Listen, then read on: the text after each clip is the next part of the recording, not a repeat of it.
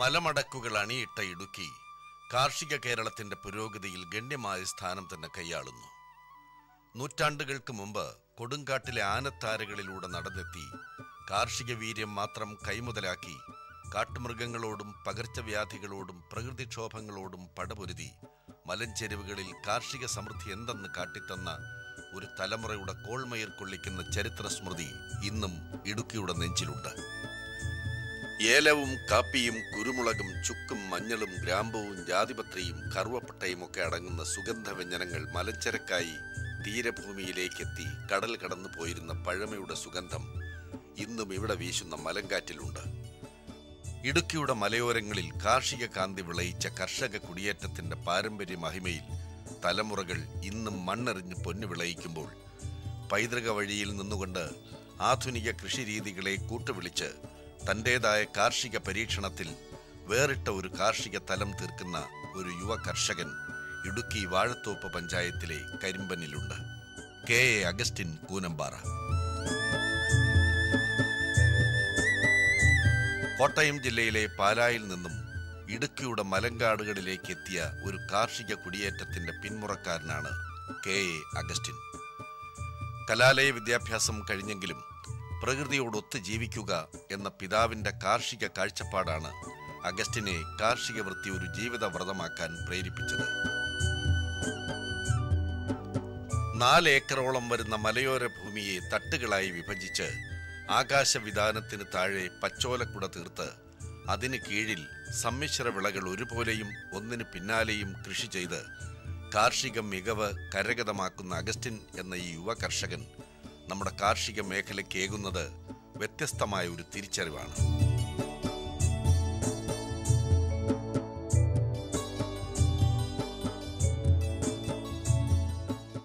പ്രകൃതിയായി ഇണങ്ങി പ്രകൃതിയോടൊത്ത് ജീവിച്ചാൽ അധികം സാമ്പത്തികം ഉണ്ടാക്കി കുറച്ച് നാൾ ജീവിക്കുന്നതിലും അല്ലെങ്കിൽ ആരോഗ്യമില്ലാണ്ട് കുറച്ച് നാൾ ജീവിക്കുന്നതിലും ഭേദം നല്ല ആരോഗ്യത്തോടു കൂടി പ്രകൃതിയോടിണങ്ങി നമ്മുടെ മനസ്സമാനത്തോടുകൂടി ജീവിക്കുക എന്നുള്ളൊരു ലക്ഷ്യത്തോടു കൂടിയാണ് കൃഷിയിലേക്ക് തിരിഞ്ഞത്. മണ്ണും മണ്ണിനു പറ്റിയ വിളകളും എന്ന തന്റെ നിരീക്ഷണ തലത്തിൽ നിന്നുകൊണ്ട് കൃഷിഭൂമിയെ വിവിധ തട്ടുകളിലാക്കി തിരിച്ച് വിളകളുടെ ഉയരവും അകലവും വളർച്ചയും വിളവെടുപ്പും മാനദണ്ഡമാക്കി കൃത്യമായ ഇടവേളകളിട്ട് വ്യത്യസ്തമായ വിളകൾ ഓരോ തട്ടുകളിലും കൃഷി ചെയ്യുന്ന രീതിയാണ് കെ എ അഗസ്റ്റിൻ തന്റെ മലയോര മണ്ണിൽ അവലംബിച്ചത്. ഇതിനായി മണ്ണിന്റെ ഗുണം തിരിച്ചറിഞ്ഞ് അവിടെ വളരാൻ കഴിയുന്ന എല്ലാ കൃഷിവിളകളെയും സമ്മിശ്രമായി കൃഷി ചെയ്യുക എന്ന കാഴ്ചപ്പാടായിരുന്നു അഗസ്റ്റിൻ്റേത്.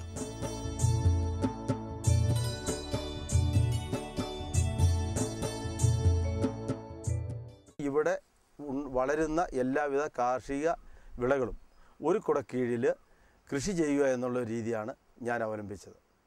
അത് പച്ചക്കറി ആയിക്കോട്ടെ, കുരുമുളക് ആയിക്കോട്ടെ, റബ്ബർ ആയിക്കോട്ടെ, പ്ലാവ് ആയിക്കോട്ടെ, ഏലമായിക്കോട്ടെ, ഇതെല്ലാം ഈ ഒരു കുടക്കീഴിൽ കൃഷി ചെയ്യുകയും അത് വിജയകരമാക്കുകയും ചെയ്യുക.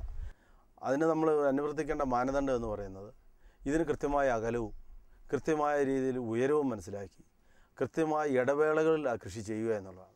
ഉദാഹരണത്തിന് നമ്മൾ കുരുമുളക് കൃഷി, കൊടി കൃഷി ചെയ്ത് കഴിഞ്ഞ് ആദ്യം മരം വെക്കുന്നു, അല്ലായെങ്കിൽ കൊന്ന നടുന്നു, അതിൽ കുരുമുളക് പടർത്തുന്നു, മരത്തൈകൾ നടുന്നു, ആ മരത്തൈയിൽ 3-ാം വർഷം ഇത് പടർത്തുന്നു, അത് പടർന്ന് മരത്തെ കയറാൻ തുടങ്ങുമ്പോൾ കൊക്കോ നടുന്നു, കൊക്കോ നട്ട് അത് പൂക്കാൻ തുടങ്ങുമ്പോൾ വേണം അടുത്ത കൃഷി ചെയ്യുവാനായി. ഇങ്ങനെ ആ വിളകളുടെ വളർച്ചയും അതിൻ്റെ ആയുസ്സും മനസ്സിലാക്കി പല തട്ടുകളായി ഈ കൃഷി ചെയ്യുക. അപ്പോൾ ഇത് പല രീതിയിൽ ഈ കൃഷി വളരുകയും അതിനനുസരിച്ചുള്ള വിളവ് നമുക്ക് ലഭിക്കുകയും ചെയ്യും. 2500 അടി ഉയരമുള്ള മലഞ്ചെരുവിൽ 5 തട്ടുകളിലായി തിരിച്ചിരിക്കുന്ന അഗസ്റ്റിന്റെ കൃഷിയിടത്തിലെ മുകൾ തട്ടിൽ ഉയരമേറിയ തെങ്ങും കവുങ്ങും അവയ്ക്ക് താഴെയുള്ള തട്ടുകളിലായി കുരുമുളകും കൊക്കോയും ഏലവും ജാതിയും റബ്ബറും വിവിധ തരം വാഴകളും കിഴങ്ങുവർഗ്ഗങ്ങളും പച്ചക്കറികളും അനേകതരം പഴവർഗ്ഗങ്ങളും ഒക്കെ നിരയിടുമ്പോൾ ഈ കർഷകന്റെ സ്വയാവിഷ്കൃതമായ കാർഷിക വീക്ഷണം ഇവിടെ പ്രബലവും പ്രസക്തവുമാകുന്നു. ഏതാണ്ട് 5 തട്ടോളം വരുന്ന രീതിയിലാണ് കൃഷി രീതികൾ.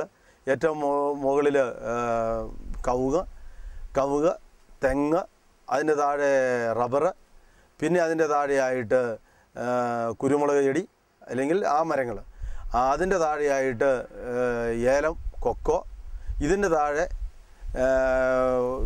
കന്നുകാലികൾക്ക് അല്ലെങ്കിൽ ആടുകൾക്ക് കൊടുക്കാവുന്ന രീതിയിലുള്ള പുല്ലുവർഗ്ഗങ്ങൾ, ഇങ്ങനെയാണ് കൃഷി ചെയ്തിരിക്കുന്നത്.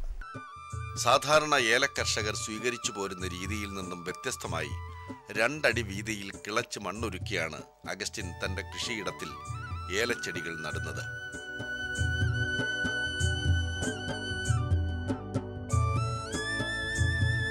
ഏലച്ചിമ്പുകൾ കൂടുതലായി മുളയ്ക്കുന്നതിന് ഈ രീതി പ്രയോജനപ്പെടുന്നു.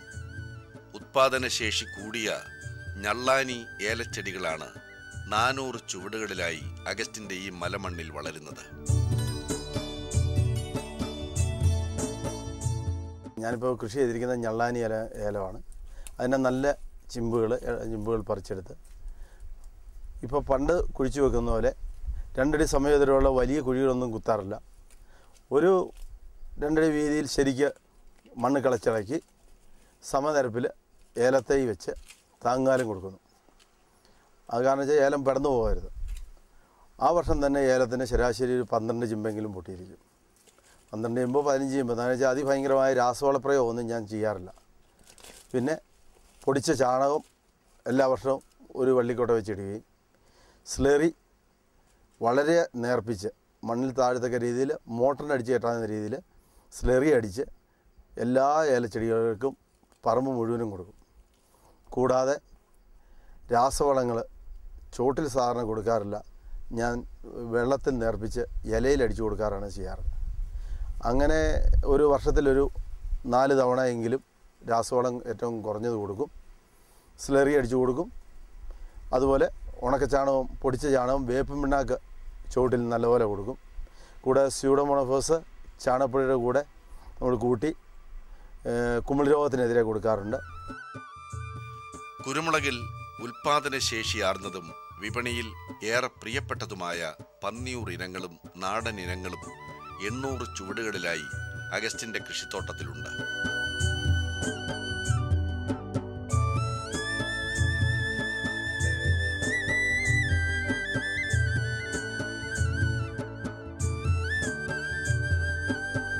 കൊക്കോ കൃഷിയിൽ പല കർഷകരും ഇന്ന് വിമുഖത കാട്ടുമ്പോൾ മറ്റൊരു പ്രധാന കൃഷിവിളയായി കൊക്കോ ചെടികൾ അഗസ്റ്റിന്റെ കൃഷിയിടത്തിൽ തഴച്ചു വളരുന്നു.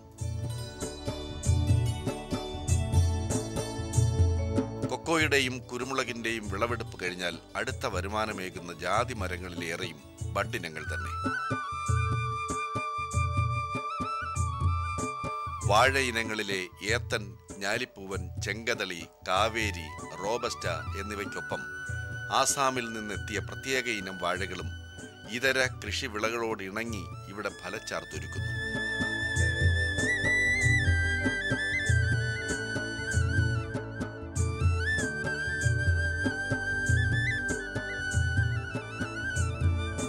മുതൽ 40 അടി വരെ അകലത്തിലായി ഈ കാർഷികാരണ്യത്തിൽ ഇടവിളയായി വളരുന്ന റബ്ബർ മരങ്ങൾ ഏകുന്ന വരുമാനവും പ്രധാനം തന്നെ.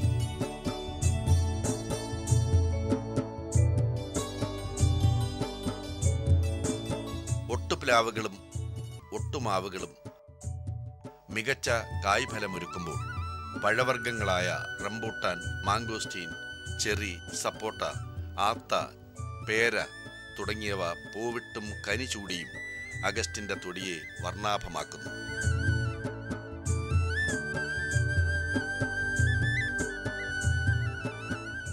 കൃഷി ചെയ്യുമ്പോൾ തന്നെ നേരത്തെ അതിനൊരു പ്ലാനിങ് നമുക്ക് വേണം.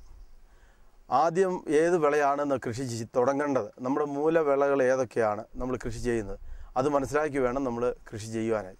ഇപ്പോൾ കുരുമുളക് കൃഷി ചെയ്യുവാണെങ്കിൽ അത് മരത്തിൽ കൃഷി ചെയ്യുമ്പോൾ ആദ്യം ഒരു 5 അടിയോളം ഉയരത്തിൽ കാ കിട്ടിയാലെന്ന് തന്നെ കണക്ക് കൂട്ടി വേണം നമ്മൾ കൃഷി ചെയ്യാൻ.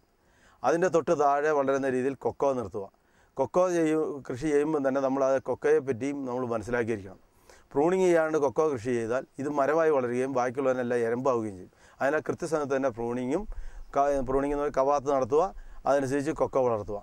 കൂടാതെ ഒരു 35 അടി 40 അടി കാലത്ത് ഞാൻ ഇതിനകത്ത് റബ്ബർ പ്ലാന്റ് ചെയ്തിട്ടുണ്ട്. ഏകദേശം ഈ 150ഓളം റബ്ബറുണ്ട്. ഒരു 8 വർഷം കഴിയുമ്പോൾ വിളവെടുക്കാവുന്ന രീതിയിൽ അത് ചെയ്യുന്നു. അതൊരു ഇടവേള പോലെയാണ് ഞാൻ കൃഷി ചെയ്തിരിക്കുന്നത്. അതും പിന്നീട് എനിക്കൊരു വരുമാനം തരുന്നതാണ്. ഇത് കൂടാണ്ട് തന്നെ ജാതി 40 അടി അകലത്തിൽ ജാതി ചെയ്തിട്ടുണ്ട്. അതും ഞാൻ സ്വന്തമായി ബഡ് ചെയ്ത് ജാതി കയറ്റിയിരിക്കുന്നതാണ്. അത് ഈ കൊക്കോയുടെ വിളവും അതുപോലെ തന്നെ ഏലത്തിൻ്റെ വിളവും തീരുന്ന സമയത്ത് എനിക്ക് ജാതിയിൽ നിന്ന് ആദായം ലഭിക്കുന്ന രീതിയിലാണ് കൃഷി ചെയ്തിരിക്കുന്നത്. ഇങ്ങനെ പല തട്ടുകളായിട്ടാണ് കൃഷി ചെയ്തിരിക്കുന്നത്. ഉയരം കൂടിയ മരങ്ങളുടെ ശിഖരങ്ങൾ കൃത്യമായി കോതി മാറ്റുന്നത് മൂലം എല്ലാ വിളകൾക്കും സൂര്യപ്രകാശം ആഗിരണം ചെയ്യാൻ കഴിയുന്നു. എന്നാൽ നേരിയ തോതിനപ്പുറം സൂര്യപ്രകാശം മണ്ണിലേക്ക് പതിക്കാതെ ശ്രദ്ധിക്കുകയും ചെയ്യുന്നു. തന്മൂലം മണ്ണിലെ ഈർപ്പം നഷ്ടമാകാതെ അഗസ്റ്റിൻ്റെ കൃഷിയിടത്തിലെ കിണറ്റിലും കുളത്തിലും ജലനിരപ്പ് കുറയാതെ എക്കാലവും നിലനിൽക്കുകയും ചെയ്യുന്നു. ഇതിലൂടെ എല്ലാ വിളകൾക്കും ആവശ്യമായ ജലസേചന സൗകര്യം സാധ്യമാകുന്നു. കഴിഞ്ഞ വർഷം തന്നെ നമുക്ക് നോക്കിയാൽ അതിവർഷമാണ് നമുക്കിവിടെ ഉണ്ടായത്. പക്ഷേ എൻ്റെ ഈ ഭൂമിയിൽ നിന്ന് ഒരു തുള്ളി വെള്ളം ഒഴുകി ഈ പെരിയാർ നദിയിൽ ചെല്ലാനായിട്ട് ഇടവന്നിട്ടില്ല. കാരണം ഞാനിത് മുഴുവൻ ഫ്ലാറ്റ് ബോറം ഉണ്ടാക്കുകയും മഴക്കുഴികൾ ഉണ്ടാക്കുകയും ഈ വെള്ളം മുഴുവൻ എൻ്റെ ഭൂമിയിൽ താഴാനായിട്ട് അല്ലാണ്ട് ഒരു തുള്ളി വെള്ളം ഒഴുകിപ്പോകാൻ ഞാൻ ഇടവരുത്തിയിട്ടില്ല. ആയതിനാൽ എൻ്റെ ഭൂമിയിലെ വളമുള്ള മണ്ണ് എൻ്റെ ഭൂമിയിൽ കിടക്കുകയും എൻ്റെ ഭൂമിയിൽ പെയ്യുന്ന വെള്ളം എനിക്ക് അവകാശപ്പെട്ടതും അതുകൂടാണ്ട് തന്നെ എൻ്റെ അയലോങ്കാരുടെ കിണറിന് അവകാശപ്പെട്ടത്. ഇപ്പോൾ അവരുടെ കിണറ്റിൽ പോലും ഇത് കാരണം ഒരിക്കലും വെള്ളത്തിന് ക്ഷാമം ഉണ്ടാകാറില്ല. അങ്ങനെ ഞാൻ ജലം സംരക്ഷിക്കുന്നു. ജലം സംരക്ഷിക്കാണ്ട് ഇനി കൃഷി മുന്നോട്ട് പോകാൻ ആർക്കും സാധിക്കുകയില്ല. കൃഷി വകുപ്പിന്റെ സഹായത്തോടെ അഗസ്റ്റിൻ തന്റെ കൃഷിഭൂമിയിൽ നിർമ്മിച്ചിരിക്കുന്ന പടുതാക്കുളം വിളകൾക്കായുള്ള ജലസേചനത്തിന്റെ പ്രധാന സ്രോതസ്സാണ്. 70 അടി നീളത്തിലും 60 അടി വീതിയിലും 30 അടി താഴ്ചയിലുമായി നിർമ്മിച്ചിരിക്കുന്ന ഈ കുളത്തിൽ 40 ലക്ഷം ലിറ്റർ ജലം സംഭരിക്കാനാകും. വർഷകാലത്ത് മഴവെള്ളം കൊണ്ടും മറ്റു വേളകളിൽ സമീപത്തുള്ള തോട്ടിൽ നിന്നും ജലം പമ്പ് ചെയ്തും ഈ കുളം നിറയ്ക്കുന്നു. കനമേറിയ പടുത അഥവാ ടാർപോളിനാണ് കുളനിർമ്മാണത്തിന് ഉപയോഗിക്കുക.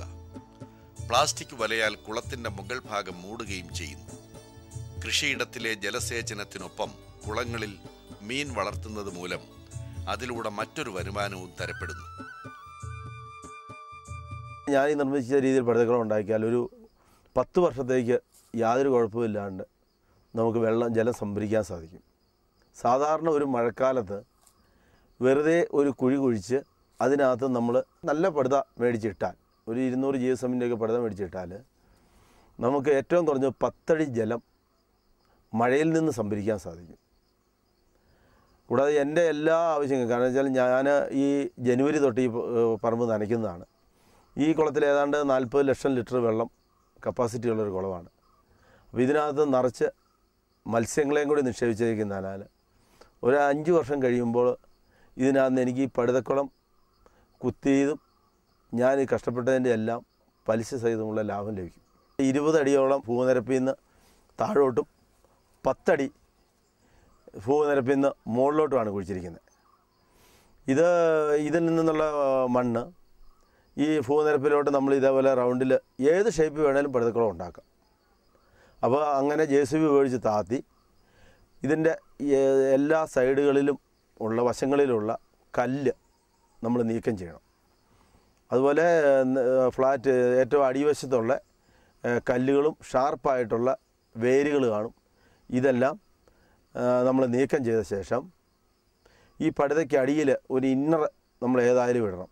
ഇന്നറെന്ന് പറയുന്ന ചാക്ക് പടുതയാകാം, ഗ്രീൻ നെറ്റാകാം, എന്ത് വേണേലും ഇട്ട് നമ്മൾ ഷാർപ്പായിട്ടുള്ള എഡ്ജുകൾ നമ്മുടെ പടുതയെ കൊള്ളാത്ത രീതിയിൽ നമ്മൾ സുരക്ഷിതമാക്കിയിട്ട് വേണം പടുത ഇടാനായിട്ട്. പിന്നീട് പടുത ഇട്ട ശേഷം പടുത എല്ലാ സൈഡും സീൽ ചെയ്ത് വിടണം. കാരണം ഒരു എഡ്ജിൽ നിന്നും മറ്റ് കീടങ്ങളോ ഇഴജന്തുക്കളോ അല്ലെങ്കിൽ എലി പോലെയുള്ള ജീവികളോ ഇതിനുള്ളിൽ പ്രവേശിക്കാൻ ഇടവരരുത്. മണ്ണിര കമ്പോസ്റ്റ്, ചാണക സ്ലറി, കോഴിക്കാഷ്ടം, പിണ്ണാക്ക് തുടങ്ങിയവ അടങ്ങിയ ജൈവ വളപ്രയോഗ രീതിയാണ് അഗസ്റ്റിൻ്റേത്.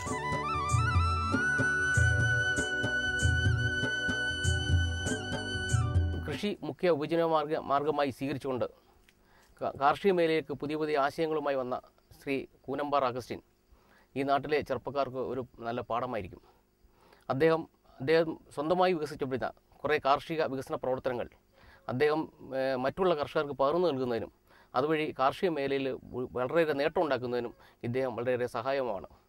കൃഷിവകുപ്പിൽ നിന്നും ലഭ്യമാകുന്ന പരമാവധി ധനസഹായങ്ങൾ അദ്ദേഹത്തിന് നൽകിക്കൊണ്ട് അദ്ദേഹത്തെ കൂടുതൽ ഈ മേഖലയിൽ പ്രവർത്തന മികവാക്കാൻ വേണ്ടി ഉള്ള പ്രവർത്തനങ്ങൾ ഞങ്ങൾ വ്യാപൃതമായി ഇരിക്കുകയാണ്. അദ്ദേഹത്തിൻ്റെ പ്രവർത്തനം കൊണ്ട് ഈ നാട്ടിൽ കാർഷിക മേഖലയിൽ വളരെയേറെ ഉന്നതിയിലേക്ക് എത്തുവാൻ വളരെയേറെ സഹായിച്ചിട്ടുണ്ട്. അദ്ദേഹത്തിൻ്റെ ആശയങ്ങൾ മറ്റ് കർഷകർക്ക് പറഞ്ഞു നൽകുന്നതിന് അദ്ദേഹം മുഖ്യധാര പ്രവർത്തനത്തിൽ ഇപ്പോഴും നിലനിൽക്കുന്നൊരു വ്യക്തി കൂടിയാണ്. കൃഷിഭവനിൽ നിന്നും അദ്ദേഹത്തിന് ആവശ്യമായ ജൈവകൃഷി ചെയ്യുന്നതിന് ആവശ്യമായ മണ്ണിര കമ്പോസ്റ്റ് പ്ലാന്റ് കൊടുത്തിട്ടുണ്ട്. പിന്നെ ബയോഗ്യാസിൻ്റെ സ്ലറി പമ്പ് ചെയ്ത് എടുക്കാനുള്ള പമ്പ് സെറ്റ് കൊടുത്തിട്ടുണ്ട്. അദ്ദേഹത്തിന് പിന്നെ ഫാം സ്കൂളിൻ്റെ ഒരു മോഡറേറ്റർ അദ്ദേഹത്തെ എടുത്തിട്ടുണ്ട്. അദ്ദേഹത്തിന് എവിടെയൊക്കെ ലഭ്യമാകുന്ന പരിശീലന പരിപാടി അവിടെ അദ്ദേഹത്തെ അയക്കാറുണ്ട്. അതുവഴി ഒത്തിരി പ്രവർത്തനങ്ങൾ അദ്ദേഹം ഈ കാർഷിക മേഖലയിൽ സാധിക്കാൻ അദ്ദേഹത്തിന് സാധിച്ചിട്ടുണ്ട്. മലയോരത്തെ ജൈവസമ്പന്നമായി ഈ മണ്ണിൽ വിളയുന്ന ഏലക്കയും കുരുമുളകും കമ്പോളത്തിലും മുൻപിൽ തന്നെ. പച്ചക്കറിയും ഇതര വിഭവങ്ങളും VFPCK വഴിയും വിറ്റുപോകുമ്പോൾ ഒരാണ്ടിൽ അറ്റാദായമായി തൻ്റെ സമ്മിശ്ര കൃഷിയിൽ നിന്നും ഈ കർഷകന് ലഭിക്കുന്നത് 5 ലക്ഷത്തോളം രൂപയാണ്. കുരുമുളക് അതുപോലെയുള്ള സാധനങ്ങളെല്ലാം ലോക്കൽ കടകളിൽ കൊടുക്കുകയും പച്ചക്കറി ഉൽപ്പാദിപ്പിക്കുന്നത് മുഴുവൻ VFPCയുടെ മാർക്കറ്റുകളിൽ കൊണ്ട് വിൽക്കുകയാണ് സാധാരണ ചെയ്യാറ്. എനിക്കൊരു 5 ലക്ഷം രൂപയുടെ അറ്റാദായം എന്ന് പറഞ്ഞാൽ എല്ലാ ചെലവും കഴിഞ്ഞ് ഈ കൃഷിയിൽ നിന്ന് ലഭിക്കുന്നുണ്ട് ശരാശരി നോക്കുമ്പോൾ. അഗസ്റ്റിൻ ജോസഫ് വാഴത്തോപ്പിലെ ഒരു നല്ല കൃഷിക്കാരനാണ്. ഒരു ചെറുപ്പക്കാരനായിട്ടുള്ള അദ്ദേഹം മറ്റ് സാധ്യതകൾ ഏറെ ഉണ്ടായിരുന്നിട്ടും അതെല്ലാം ഉപേക്ഷിച്ച് കൃഷിയിലേക്ക് വന്നത് അദ്ദേഹത്തിന് കൃഷിയോടുള്ള ഒരു വലിയ താല്പര്യം കൊണ്ടാണ്. അദ്ദേഹത്തിൻ്റെ കൃഷി രീതികൾ അദ്ദേഹം അനുഭവത്തിൽ കൂടി പഠിച്ചിട്ടുള്ള നിരവധിയായിട്ടുള്ള അറിവുകൾ സ്വായത്തമാക്കിക്കൊണ്ടാണ് ഈ രീതിയിലേക്ക് വന്നിട്ടുള്ളത്. അദ്ദേഹത്തിൻ്റെ കൃഷിയിൽ ഏറ്റവും പ്രധാനമായി ഞങ്ങൾക്ക് തോന്നിയിട്ടുള്ളത് അദ്ദേഹം മഴയെ ആശ്രയിച്ചുകൊണ്ട് നമ്മുടെ പാഴായി പോകുന്ന ജലം പൂർണ്ണമായും കൃഷിക്ക് ഉപകാരപ്പെടുന്ന തരത്തിൽ ഈ സ്ഥലത്ത് തന്നെ താഴുന്നതിന് വേണ്ടിയിട്ടുള്ള ഒരു ക്രമീകരണം അദ്ദേഹം ചെയ്യുന്നുണ്ട്. അതോടൊപ്പം തന്നെ വലിയ 2 മഴവെള്ള സംഭരണികൾ നിർമ്മിച്ചുകൊണ്ട് ഏത് സമയത്തും കൃഷിക്ക് ആവശ്യമായിട്ടുള്ള ജലം ലഭ്യമാക്കുന്നതിനുള്ള ഒരു കാഴ്ചപ്പാടോടുകൂടി പ്രവർത്തനം അദ്ദേഹം നടത്തുന്നുണ്ട്. അതുപോലെ തന്നെ ജൈവ കൃഷിയിൽ അധിഷ്ഠിതമായിട്ടുള്ള പ്രവർത്തനമാണ് അദ്ദേഹം നടത്തുന്നത്. നിരവധിയായിട്ടുള്ള സ്ഥലത്ത് പോയി നൂതനമായിട്ടുള്ള കൃഷി രീതികൾ കണ്ട് മനസ്സിലാക്കി അത് ഈ പ്രദേശത്തേക്ക് അനുയോജ്യമായിട്ടുള്ളവ സ്വീകരിച്ചുകൊണ്ട് ഇവിടെ നടപ്പിലാക്കാനാണ് അദ്ദേഹം ശ്രമിച്ചിട്ടുള്ളത്. പരമ്പരാഗത കൃഷിരീതികളെയും പുത്തൻ കൃഷിരീതികളെയും സമന്വയിപ്പിക്കുന്ന ചിന്തകളെയും ചർച്ചകളെയും കൂട്ടുവിളിച്ച് സ്വന്തം മണ്ണിൽ കാർഷിക വിജയം കൊയ്യുകയാണ് KA അഗസ്റ്റിൻ എന്ന ഈ കർഷകൻ. ആധുനിക കാർഷിക ശാസ്ത്രവും പരമ്പരാഗത ശാസ്ത്രവും കൂട്ടിയിണക്കി കൃഷിയിൽ കൃത്യമായി നമ്മൾ കൃഷിയുമായി ഇടപഴകിയാൽ ഒരിക്കലും പരാജയപ്പെടുകയില്ല എന്നാണ് എനിക്ക് പറയാനുള്ളത്. മണ്ണും മനസ്സും അറിഞ്ഞ് എണ്ണമറ്റ കാർഷിക വിളകളെ സ്നേഹിച്ച് പരിപാലിച്ച് ഇടുക്കിയുടെ മലയോര ഭൂവിൽ KA അഗസ്റ്റിൻ എന്ന ഈ യുവ കർഷകൻ പരത്തുന്ന കാർഷിക ചൈതന്യം കേരളത്തിൻ്റെ കാർഷിക മേഖലയിൽ മറ്റൊരു മാറ്റത്തിൻ്റെ സൗന്ദര്യം തന്നെയായി മാറുന്നു.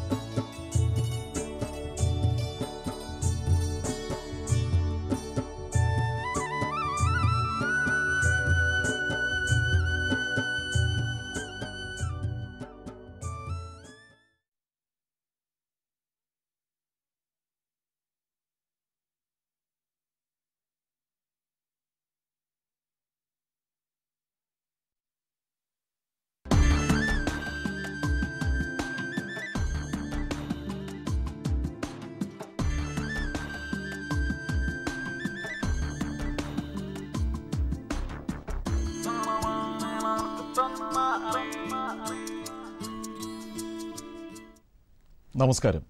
ദൂരദർശൻ കാർഷിക വാർത്തകളിലേക്ക് സ്വാഗതം. പ്രധാന വാർത്തകൾ. ആടുവസന്ത കുത്തിവയ്പ് മെയ് 25 വരെ. ടർക്കി കോഴിക്കുഞ്ഞുങ്ങൾ ആദായ നിരക്കിൽ വിതരണത്തിന്. പുൽകൃഷിക്ക് ക്ഷീരവികസന വകുപ്പിന്റെ ധനസഹായം. വിശദമായ കാർഷിക വാർത്തകളിലേക്ക്. ആടുകൾക്കായി മൃഗസംരക്ഷണ വകുപ്പ് നടപ്പിലാക്കുന്ന ആടുവസന്ത പ്രതിരോധ യജ്ഞം ആരംഭിച്ചു. മെയ് 25 വരെ നീണ്ടുനിൽക്കുന്ന ഈ യജ്ഞത്തിൽ സംസ്ഥാനത്തെ ആട് ഫാമുകളിൽ മൃഗസംരക്ഷണ വകുപ്പ് ഉദ്യോഗസ്ഥർ സന്ദർശിച്ച് ആട് വസന്തയ്ക്കുള്ള കുത്തിവയ്പ് നൽകും. കുത്തിവയ്പ് പൂർണ്ണമായും സൗജന്യമാണ്. ഈ സൗകര്യം ലഭ്യമാകാൻ പ്രാദേശിക ഗവൺമെൻറ് മൃഗാശുപത്രികളുമായി ബന്ധപ്പെടുക. വേനൽ മഴക്കാലത്ത് തെങ്ങിലെ കൂമ്പുചീയൽ വ്യാപകമാകാൻ ഇടയുണ്ട്. ഇത് തടയാൻ മാംഗോസെപ്പ് എന്ന കുമിൾനാശിനി നിറച്ച തുണിക്കിഴികൾ തെങ്ങുകളുടെ മണ്ടയ്ക്ക് ചുറ്റുമുള്ള ഓല കവിളുകളിൽ വയ്ക്കണമെന്ന് മലപ്പുറം കൃഷിവിജ്ഞാന കേന്ദ്രം അറിയിച്ചു. മണ്ണിലെ അമ്ലത കുറയ്ക്കാനായി തെങ്ങുകളുടെ ചുവട്ടിൽ കുമ്മായം ചേർക്കാതിരിക്കുന്നതും രോഗസാധ്യത കൂട്ടുമെന്ന് പഠനങ്ങൾ വെളിപ്പെടുത്തുന്നു. സൂക്ഷ്മ മൂലകങ്ങൾ ഉൾപ്പെടെയുള്ള സമീകൃത വളപ്രയോഗം, മാംഗോസെപ്പ്, ബോർഡോ മിശ്രിതം എന്നിവയുടെ പ്രതിരോധ സ്പ്രേയിങ് തുടങ്ങിയ നടപടികൾ രോഗവ്യാപനത്തെ തടയാൻ സഹായിക്കും. കായീച്ചയെ ആകർഷിച്ച് നശിപ്പിക്കാനുള്ള ഫെറമോൺ കെണികൾ വെള്ളായണി കാർഷിക കോളേജിലെ ഇൻസ്ട്രക്ഷണൽ ഫാമിൽ ലഭ്യമാണ്. ആവശ്യമുള്ളവർ വിളിക്കേണ്ട ഫോൺ നമ്പർ 0471 238 3573. കേരള കാർഷിക സർവകലാശാലയുടെ മാടക്കത്തറ കശുമാവ് ഗവേഷണ കേന്ദ്രത്തിൽ മേൽത്തരം കശുമാവ് തൈകൾ വിൽപ്പനയ്ക്ക് തയ്യാറായിട്ടുണ്ട്. താൽപ്പര്യമുള്ളവർക്ക് തൈ ഒന്നിന് 15 രൂപ അടച്ച് മുൻകൂട്ടി ബുക്ക് ചെയ്യാം. കൂടുതൽ വിവരങ്ങൾക്ക് വിളിക്കേണ്ട ഫോൺ നമ്പർ 0487 237 0339. കൊല്ലത്ത് ഗവൺമെൻറ് ഫാമിൽ നിന്നും മികച്ച ഇനം ടർക്കി കോഴി കുഞ്ഞുങ്ങളെ ആദായ നിരക്കിൽ വിതരണം ചെയ്യുന്നു. വെള്ള ഇനം ടർക്കികളായ ലാർജ് വൈറ്റ്, കറുത്ത ഇനമായ ബ്രോൺസ് എന്നിവയാണ് ആദായ നിരക്കിൽ ലഭ്യമാകുക. വിശദമായ വിവരങ്ങൾക്ക് പ്രവൃത്തി ദിവസങ്ങളിൽ ഇനി പറയുന്ന ഫോൺ നമ്പറിൽ വിളിക്കുക. വിളിക്കേണ്ട നമ്പർ 9447 55 7813.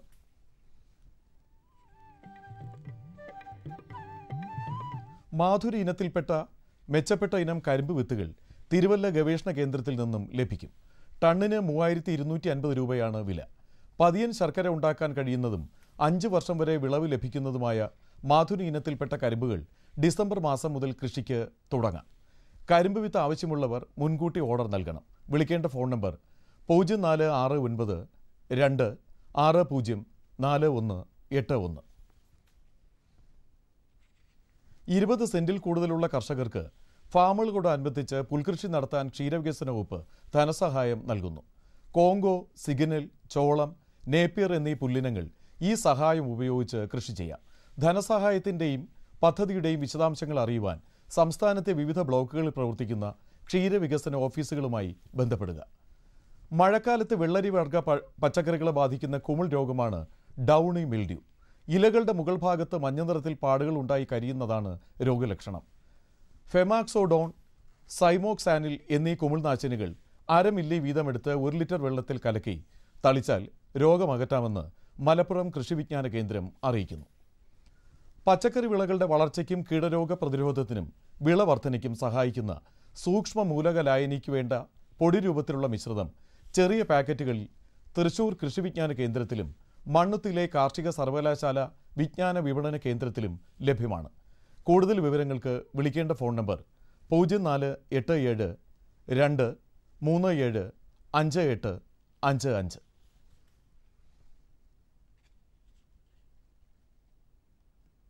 ഇനി കമ്പോളം നിലവാരം. വെളിച്ചെണ്ണ കൊച്ചിയിൽ 15,200 രൂപ, കോഴിക്കോട് 16,200 രൂപ, തൃശ്ശൂരിൽ 15,000 രൂപ. കൊപ്ര കൊച്ചിയിൽ 10,700 രൂപ, കോഴിക്കോട് 10,650 രൂപ, തൃശ്ശൂരിൽ 10,310 രൂപ. കുരുമുളക് അൺഗാർബിൾഡ് 67,000 രൂപ, ഗാർബിൾഡ് 69,000 രൂപ. ചുക്ക് മീഡിയം 35,000 രൂപ, ബെസ്റ്റ് 36,500 രൂപ. മഞ്ഞൾ സേലം 7,600 രൂപ, ഈറോഡ് 8,000 രൂപ. അടയ്ക്ക പുതിയത് 17,000-നും 18,000-നും മധ്യേ. കൊച്ചിയിൽ റബ്ബർ 5 ഗ്രേഡ് 13,600 രൂപ, 4 ഗ്രേഡ് 14,100 രൂപ. കോട്ടയത്ത് റബ്ബർ 5 ഗ്രേഡ് 13,600 രൂപ, 4 ഗ്രേഡ് 14,100 രൂപ. കമ്പോള നിലവാരം കൊച്ചിയിൽ. വെളിച്ചെണ്ണ 15,200 രൂപ, മെയ് അവധി 14,170 രൂപ, ജൂലൈ അവധി 13,010 രൂപ, ജൂലൈ അവധി 12,725 രൂപ. കൊപ്ര 10,700 രൂപ, പിണ്ണാക്ക് എക്സ്പെല്ലർ 2,950 രൂപ, റോട്ടറി 3,000 രൂപ. കുരുമുളക് അൺഗാർബിൾഡ് 67,000 രൂപ, ഗാർബിൾഡ് 69,000 രൂപ. ചുക്ക് മീഡിയം 35,000 രൂപ, ബെസ്റ്റ് 36,500 രൂപ. മഞ്ഞൾ നാടൻ 6,200 രൂപ. അടയ്ക്ക പുതിയത് 17,000-നും 18,000-നും മധ്യേ. ജാതിക്ക തൊണ്ടൻ 300-നും 350-നും മധ്യേ. തൊണ്ടില്ലാത്തത് 600-നും 640-നും മധ്യേ. ജാതിപത്രി 700-നും 800-നും മധ്യേ. ഗ്രാമ്പു 940-നും 1085-നും മധ്യേ. റബ്ബർ RSS 5 ഗ്രേഡ് 13,600 രൂപ, 4 ഗ്രേഡ് 14,100 രൂപ. ഒട്ടുപാൽ 10,000 രൂപ, ലാറ്റക്സ് 10,600 രൂപ. ഇനി കമ്പോള അവലോകനം.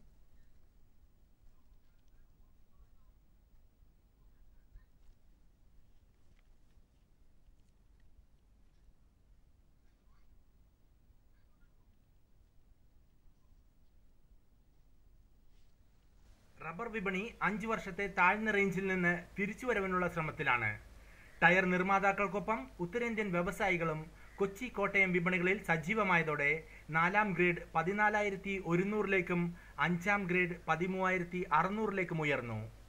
പല ഭാഗങ്ങളിലും വേനൽ മഴ ലഭ്യമായതോടെ ചെറുകിട കർഷകർ ടാപ്പിംഗ് പുനരാരംഭിച്ചു. തമിഴ്നാട്ടിലെ വെളിച്ചെണ്ണ മില്ലുകാർ മാസാരംഭ ഡിമാൻഡ് മുന്നിൽ കണ്ട് സ്റ്റോക്ക് വിപണിയിലേക്ക് നീക്കി. മില്ലുകാരിൽ നിന്ന് വിൽപ്പന സമ്മർദ്ദമുണ്ടായാൽ അത് കൊപ്ര വിലയെ ബാധിക്കും. ഇന്നലെ തേക്കടിയിൽ നടന്ന ഏലക്ക ലേലത്തിൽ മികച്ച ഇനങ്ങൾക്ക് കിലോ 1,203 രൂപ വരെ ലഭിച്ചു. ശരാശരി ഇനം ഏലക്ക 929 രൂപയ്ക്ക് ലേലം കൊണ്ടു. കുരുമുളക് റെക്കോർഡ് നിരക്കിൽ നിന്ന് താഴ്ന്നെങ്കിലും ഹൈറേഞ്ച് മേഖലയിൽ വിൽപ്പന സമ്മർദ്ദമില്ല. കൂർഗിൽ നിന്ന് പുതിയ കുരുമുളക് വിൽപ്പനയ്ക്കിറങ്ങി. ഇനി കാലാവസ്ഥ.